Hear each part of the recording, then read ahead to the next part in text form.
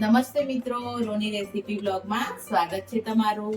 તો આજે આપણી રેસીપીમાં આપણે 12 મહિના ખાઈ શકાય એવો કેરીનો ખટમીઠો મુખવાસ બનાવીશું। તો ચલો આપણે જોઈએ કે ખટમીઠો મુખવાસ કેવી રીતે તૈયાર થાય છે। તો આપણે બનાવવાનું સ્ટાર્ટ કરીએ। તો આપણે આ રીતે કાચી કેરી લઈ લીધી છે। તો એને આપણે છાલ ઉતારી લઈશું। એકદમ ગ્રીન ભાગ આખો આપણે છોલી લેશું।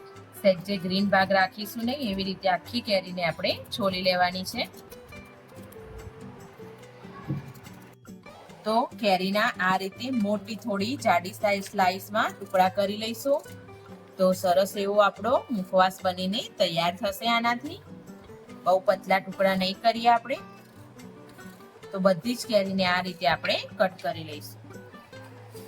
તો આપણે થોડુંક મીઠું અને થોડી હળદર નાખી અને કેરીને 2 કલાક માટે આપણે આમના આમ થોડી વાર કેરીનું બધું જ પાણી વળવા દેશું અને એની ખટાશ પણ થોડી ઓછી થઈ જશે। તો આપણે આમ 2 કલાક માટે આને મીઠા અને હળદરમાં પલાળીને છોડી દેશું। તો આપણે આને 2 કલાક જેવું થઈ ગયું છે। તો આપણે હવે આને એકદમ પાણી આ રીતે નિતારી અને આ રીતે ચાળણીમાં બધા જ કેરીને આપણે પોળી કરી દઈશું।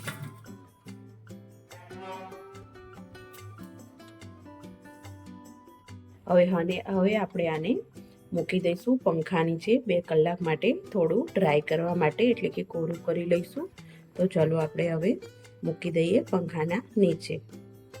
આપણી કેરી મસ્ત એવી થોડી કોરી થઈ ગઈ છે। એકદમ કોરી નથી કરી લેવાની આપણે। તો આ રીતે આપણે એક પાછા બાઉલમાં વાડકામાં લઈ લેશું અને હવે આપણે થોડો એવો મસાલો કરીશું। તો અહીંયા મેં લીધો છે મરી લીધા છે, એને ટીચી લીધા છે, થોડું સ્પાઈસી, થોડું મીઠું, એ રીતનો આપણો મુખવાસ બનીને તૈયાર થશે। આ અહીંયા મેં થોડો એવો અડધી ચમચી જેટલો જીરા પાવડર લીધો છે અને આ મેં થોડું સંચળ લીધું છે। પહેલા આપણે મીઠું કેરીમાં નાખ્યું હતું, એટલે આપણે એ રીતે જ નાખવાનો રહેશે બધા મસાલા। અને અહીંયા આપણે એડ કરીશું ખાંડ, એડ કરીશું તળેલી છે। તો અહીંયા 2 થી 2.5 ચમચી જેટલી ખાંડ એડ કરીશું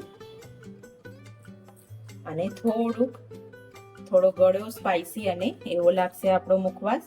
થોડું મરચું એડ કરી દઈશું। બધા મસાલાને આપણે આ રીતે મસ્ત એવો રીતે કોટ કરી લઈશું। તો આપણો બધો મસાલો એવો મસ્ત એવો આપણે કોટ કરી લીધો છે। હવે એક થાળીમાં આપણે ફટાફટ આ પ્રોસેસને કરીશું કે આ રીતે છૂટા છૂટા ભાગમાં મૂકીશું, નહીં તો ખાંડનું પાણી વળવા માંડશે। એટલે આ રીતે આપણે બધા જ પીસને એકબીજાને અડે નહીં એવી રીતે ગોઠવી લેવાના છે।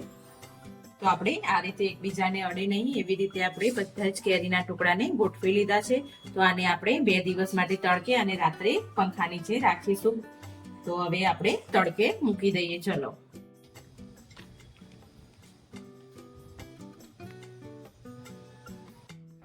તો આપણો મસ્ત મજાનો ચટપટો કેરીનો મુખવાસ તૈયાર છે। તો તમે પણ ઘરે જરૂરથી ટ્રાય કરજો। વિડીયો ગમે તો લાઈક, શેર, સબસ્ક્રાઈબ કરજો। Thank you.